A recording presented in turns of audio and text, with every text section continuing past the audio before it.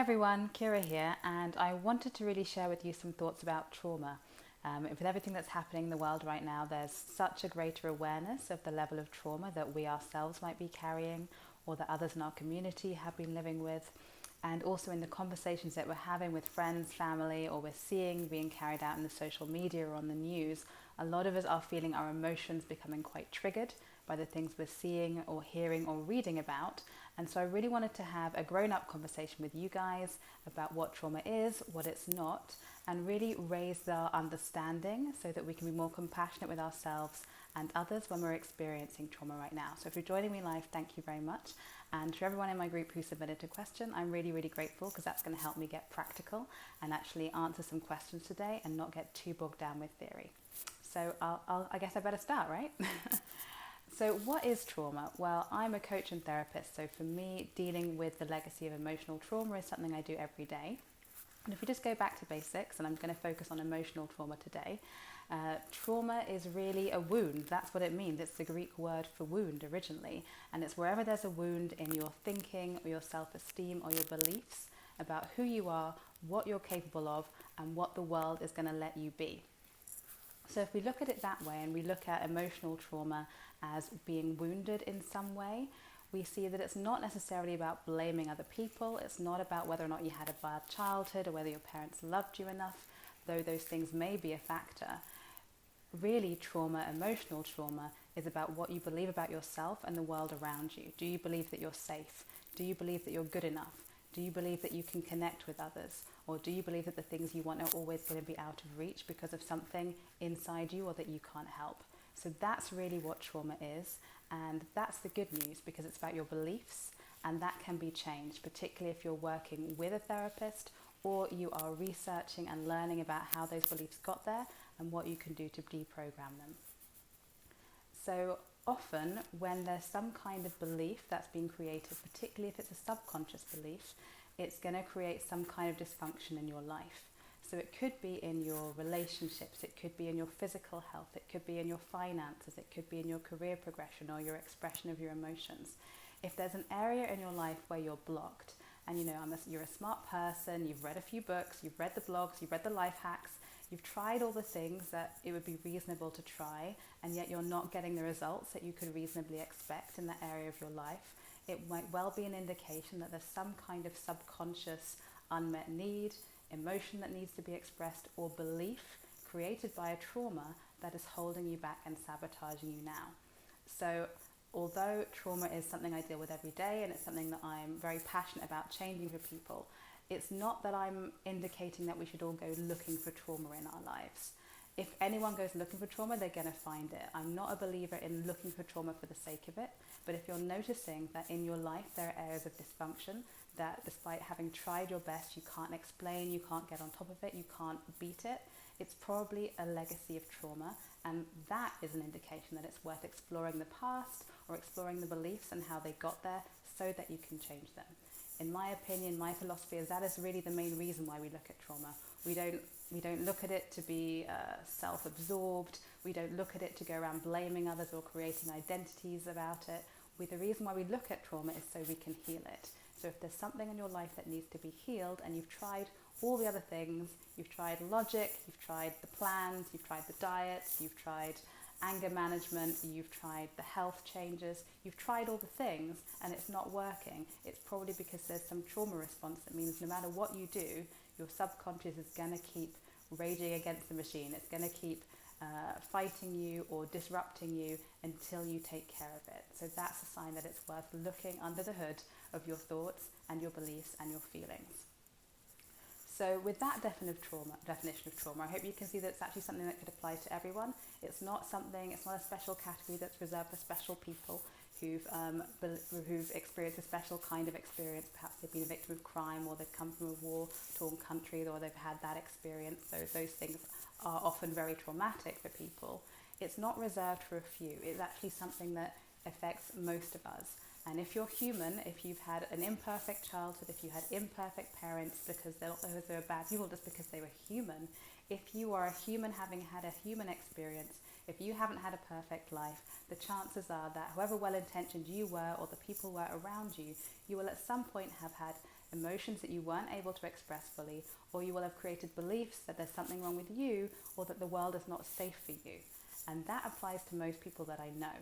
And whether you want to delve into it depends on how committed you are to being healthy in all areas of your life, and that is your choice. And today I want to explain more about how you can go about addressing trauma in your life and those around you so that you feel empowered, you know what it is, you don't have to be scared of it, and you can engage with it on your own terms. So like I said, I'm incredibly grateful to my group for sending me some great questions, and I'm seeing someone saying that the volume's a little bit low, so I'm just going to see if I can raise the volume. 1 second. I hope that helps, but I'll keep going because I'm in my flow now. I'm really grateful to everyone who sent me some questions in advance, and I'm gonna dive in and tackle them one by one. So I had a really good question here, and the question is how to recognize if something is traumatic and should be dealt with, as opposed to something that's just a hardship that we all experience in life and should accept as an inevitable part of living. Well, this is such a good question because, as I was explaining, the way I work with trauma as a coach and a therapist is that I see it as something that affects the many, not the few. So you're right, the answer is in your question. Trauma is an inevitable part of living. If you're alive, if you're a human, if you've had challenges in your life that you didn't have the tools, the knowledge, the context, the support to deal with at a young age, you will have some degree of trauma. So yes, trauma is an inevitable part of life, and the degree to which you want to deal with it will be dependent on how damaging its consequences are in your life. Are you feeling that you're fine, or are you feeling blocked, or are you feeling that other people in your life are suffering as a result of your trauma? Those might be reasons why you want to address it and deal with it, as opposed to just leaving it and accepting this is a hardship that I have to deal with, just like everyone who's had hardships in their life. And I think there's often some kind of line that we draw, and it's a very artificial line about what trauma counts as trauma. So how bad does your experience have to be traumatic? The truth is actually not very. Trauma is a wound, and whether you have a paper cut or someone stabbed you, you still bleed, right? So it actually doesn't matter what happened to you, how bad it was, how bad other people think it was, if it happened once or multiple times. What defines something as traumatic is the belief that it created in you, or the inability to express your true emotion. Or sometimes what can make a not such a bad experience traumatic is if you don't have a safe person or space or trusted environment where you can unpack what's happened to you, have your emotions witnessed, and feel validated. So sometimes something happens to you that might not have traumatized you had you had other people that you could safely share that experience with. So I would really resist the sort of cultural tendency to try and categorize some events as traumatic and other events as, well, that's just life, just get on with it. That's really unhelpful, and it confuses the hell out of most people. And it actually stops us from engaging in what we ourselves have to heal. So if I give it a kind of a personal example of me, this might not apply to you, but I'm just going to share it in case it helps you or someone else. In my training to become a hypnotherapist, one of the things we do is ourselves be hypnotized. You have to practice what you preach and really know what it's like to experience a technique from both sides. And while we were doing our hypnosis training, one of the first questions that I was asked in my first hypnosis was, what's your first experience of ever feeling like you're not good enough? And I was pretty resistant to this whole line of questioning, because I was like, I've had problems, I've had trauma, but I feel like my self-esteem is not where it shows up for me. And I generally feel like I'm good enough, and that doesn't feel like my issue. So I was pretty much like, yeah, whatever, this doesn't apply to me. I was kind of eye-rolling a little bit at this part of the training. But I went with it, and I was in a trance state under hypnosis. So I just went with it. And what was really interesting for me is that the first memory that I could associate with feeling not good enough was experiences of racial bullying as a child. And these aren't events that I would ever have really packed away as trauma or labelled in that way, partly because I had other things in my childhood which to me seemed worse at the time, and also because while the experiences I had to do with my skin colour and the racial bullying and slurs that I received were bad and they hurt me, I always had this feeling of, well, yeah, but can I complain about it too much? Because of course, Had I been part of an earlier generation of immigrants, it would have been much worse. Things would have been less tolerant. I'd have had it much worse. Or as someone who is kind of racially ambiguous, much as I'm very happy to be of mixed origin, being white British and black African, it's just a truth that often in a hostile world, or a world that is sort of making black bodies problematic, the fact that I'm ambiguous means that I might be less a victim of some of that prejudice and discrimination. And so because I was probably trying to be very respectful of the fact that while I had experienced racism, there were other people who had had it worse and still have it worse, I was really kind of brushing my own experiences under the carpet and like, well, you know, it was bad, but it wasn't that bad. And the reason why I'm sharing this with you is because if it hadn't been for that experience of hypnosis, I would really have not really thought about those experiences as traumatic. But my ability to inquire into those feelings and what it meant for me and the degree to which it's created, at least at a subconscious level, fears of not being good enough or not being accepted. It doesn't limit me. I enjoy my life. I'm doing well. I'm going for my goals, and I'm not afraid of not achieving my goals. But just being able to witness in myself how that might have held me back, even to a small degree, did in no way detract from the experience that other people who have had it worse must have felt. In fact, it actually made me a lot more compassionate for other people, for black people in general who have maybe had it worse than I have. So actually feeling your own pain, coming to terms with your own trauma, it doesn't make you selfish. It doesn't have to mean that you have to hog all the attention and say, I'm a victim, give me attention, look after me, I'm special. Actually, if you really feel your feelings, it gives you a lot more compassion for other people.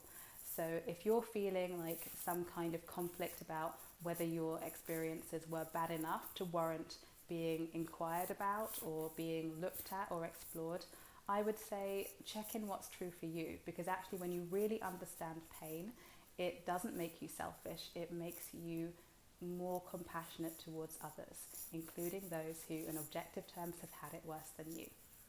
So those are my thoughts on that question, and I hope that helps you. My next question that I want to answer is another good one, and it says, how can we process trauma without re-traumatizing myself? And the questioner also says, I'm also interested in experiencing more ease, joy, and levity. So this is a good question. So here again, the answer is kind of contained within how the question is formulated. So how can we process trauma without re-traumatizing ourselves? Well, in my opinion, in my experience, if we are, in quotes, processing trauma, the whole point of it should be not just to sort of bathe in it, have an orgy in it, sort of feel special about ourselves. The whole reason for addressing our trauma is so that we can deprogram it, take the sting out of it, remove the parts of it which are limiting us. We should be getting from A to B. We shouldn't be just throwing it up in the air and having a party with it.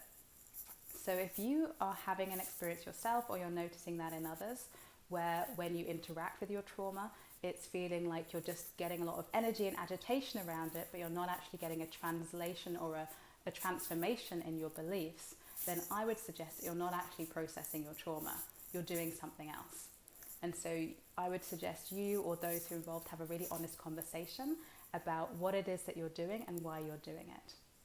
For many people, when they are seeking to process their trauma and they choose a way of doing that, that's all about expressing it with others who have experienced similar traumas. There's often benefit in that. And it's because they are getting connection to other people, they're having their experience validated, they're feeling seen and heard. And those might be things that they hadn't had much experience of previously. So just that, being seen, being heard, having your experience validated and knowing that you're not the only one, that can help. That can be such a balm, and that can be so soothing to people to have that experience. However, that is rarely going to be sufficient to actually deprogram your trauma and change the limiting belief. So if that's what you want, if you want connection, if you want the ability to be seen and heard and to have your experience validated, then do that and look for safe spaces to do that with people who understand or are going to be willing and going to listen in a non-judgmental way. But you should also be aware that that in itself will probably not change your belief, and it could in fact reaffirm some of your beliefs.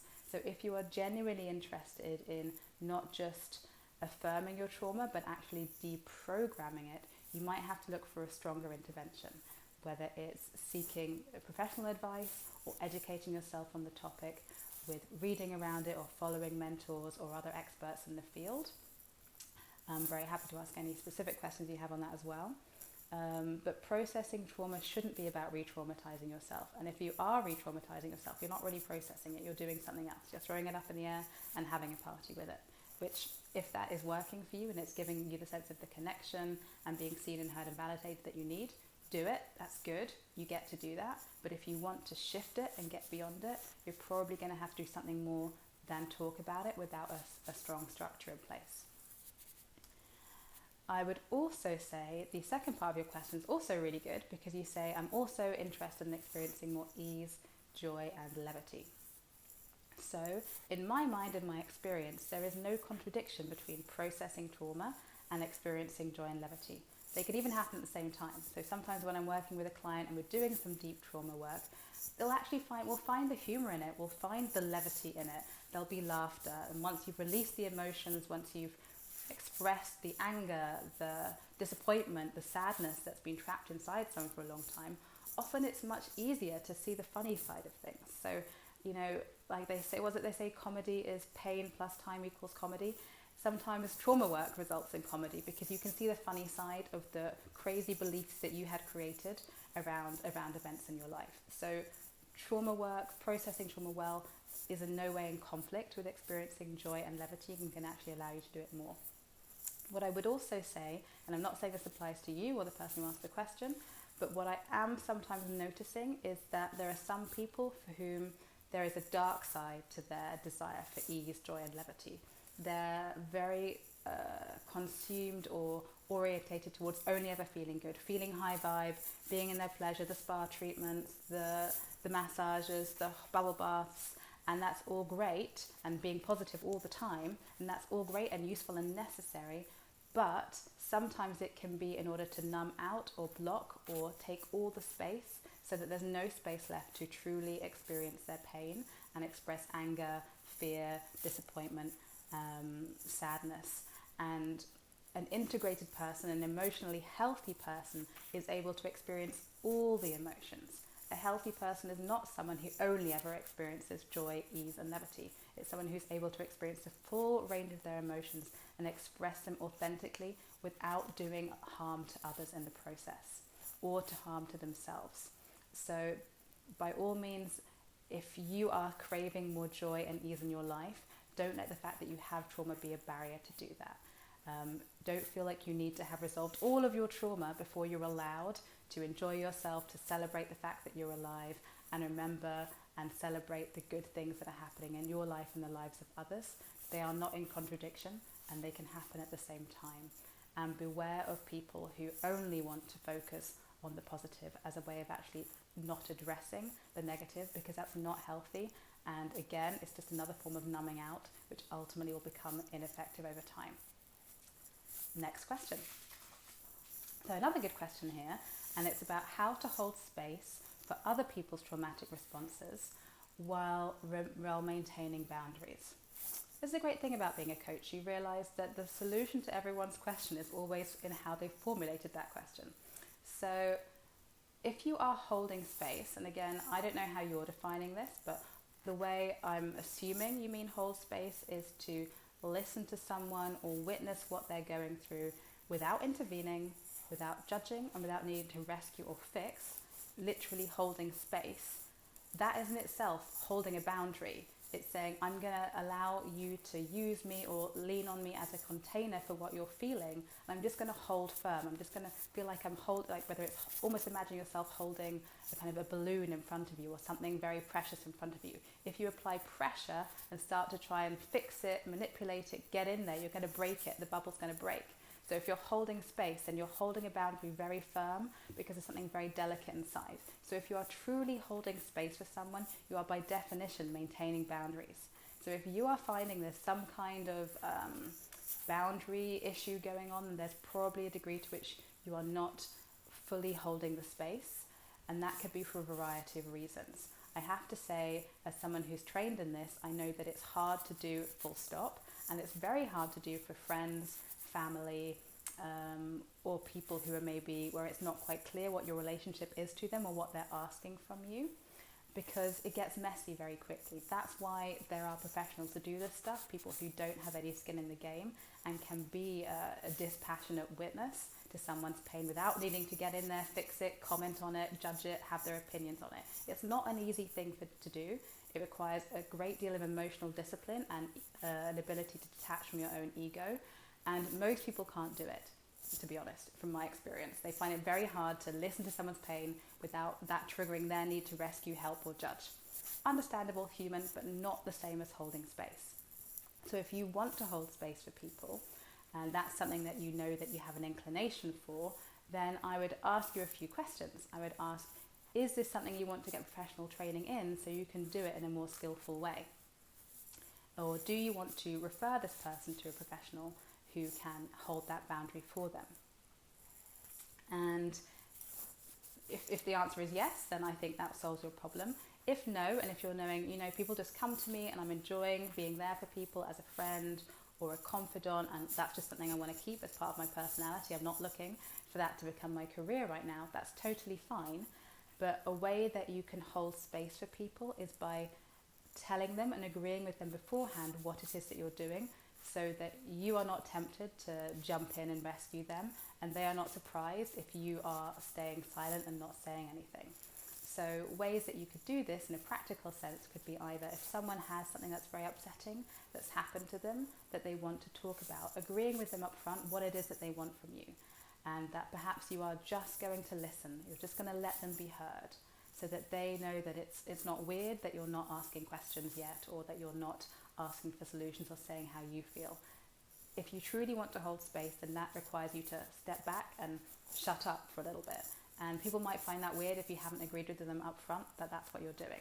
So if you are someone who wants others to hold space for you, then it's also a really good idea to tell them that. Say, look, I just need to let it all out right now. I'm not expecting you to fix it or advise me or be my life coach on this. I just really need to be heard right now. Is that okay?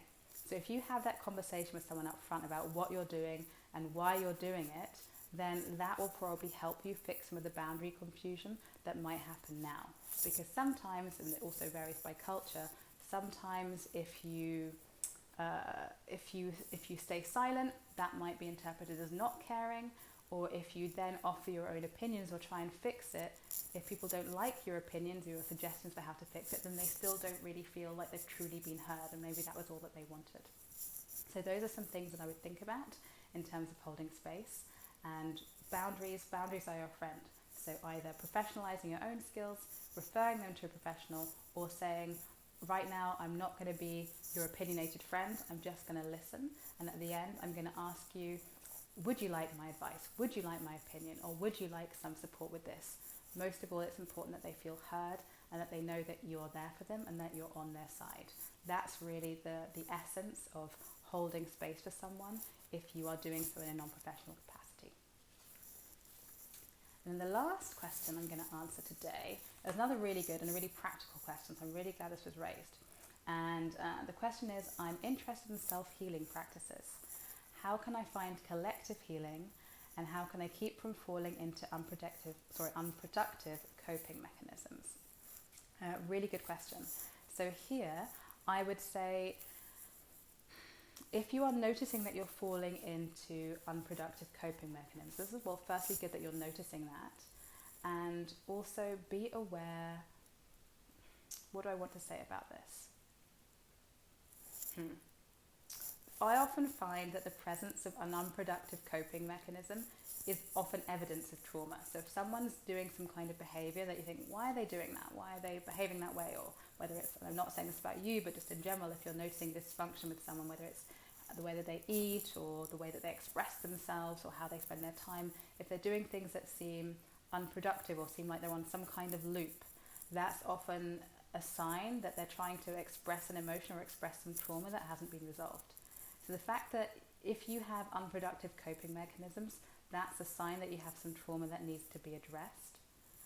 And you might want to if your unproductive coping mechanism is becoming counterproductive or becoming harmful or sort of self-sabotaging in some way, then it's great to acknowledge that. And at some point you'll have to make a decision to stop doing that and do something else instead. The doing something else instead will be important, because if you have a coping mechanism and you take that coping mechanism away, but you still haven't resolved the trauma, you've got a problem, right? You've got a sink without a plug in it. You've got a problem. That energy has to go somewhere. So if you want to really sustainably stop an unproductive coping mechanism, it's probably going to require some shift in your belief, some resolution of the trauma, or some expression of that unexpressed emotion. That's what you're going to have to do, so that you don't keep needing to find yet another coping mechanism, which after a while starts to wear off and become unproductive. So firstly, acknowledge that it's not working, make a decision that you're going to stop doing it, and if you want that decision to stop doing it to be sustainable, it's highly likely that you're going to have to resolve that trauma in some way. How you do that is absolutely your choice. So you may want to work with a professional one-on-one if that feels like a good way for you to process that trauma privately in a safe way and be held in that way, emotionally held. But if you're also looking for ways in which you can self-heal, or if you can do it in a collective way, well, I'd really go back to this concept of witnessing. So if you can find someone in your life, might not be a group, it might be a group, or it might just be an individual that you trust, and that you has the self-discipline to shut up when you ask them to just listen to you and not intervene, not judge, not offer their opinion too quickly, and not rush to fix you. So if you're looking for collective healing, I would look for environments where you can be witnessed. And it might be in a group, or if you can't find that right group of people right now, then look for an individual, whether it's a friend, a family member, a mentor, someone who will be able to just listen and validate that your experience is real. Because so often we have the bad thing happen to us, and that's bad enough, but then the fact that we either can't share it with someone, or the fact that when we do share it, it's not understood or questioned or turned back on us, that creates trauma, because that makes us feel like we're weird, or there's something wrong with us, or something about us that no one is ever going to understand. That is traumatizing. So finding a high quality witness for what it is that you want to express will be really healing for you, I believe. And the second part of your question around self-healing practices, well, I can share with you what I do, which is around doing things which help me shift my energy. So I don't know about you, for me, like dance and conversation, wherever I'm interacting, whether I'm interacting with music or interacting with people, that really gets my energy flowing and allows me to literally express myself, the emotions that I have, or the emotions of other people that I've taken on. Talking and moving my body really helps me express and expel what I need to expel. So I would think about, what is it for you where you notice that you feel energized by an activity? Is it cooking a meal? Is it going for a walk? Is it creating beauty in your environment, whether it's sort of decluttering and making your home environment nice? Is it gardening? Is it spending time with particular people? Is it going to an event or a place that really lifts your energy? Is it moving your body? Is it moving your mind? Is it doing something inspiring? I find that if we can get around the things that inspire us, that gives us a kind of a lift. That allows us to connect with the divine, or in our own understanding of it, and it allows us to experience our emotions without getting consumed by them or weighed down by them. So those are some tips I would give you on self-healing and collective healing. I hope that's been helpful. If you have any more questions, please just let me know in the comments below, or send me a message. And I'd love to know, how did you find this training? What did you learn? What were your top takeaways? And most of all, I wish you well. And if you're someone who is noticing the effects of trauma in your life, know that you're not alone, and that makes you human and connected to all of us. We are all dealing with trauma to some degree, and the more educated you become about it, the more compassionate you can become with yourself, the more likely you are to be able to heal what is within you, and the more likely you are to be able to be compassionate with others. That's all for now. I hope this message served you. Bye!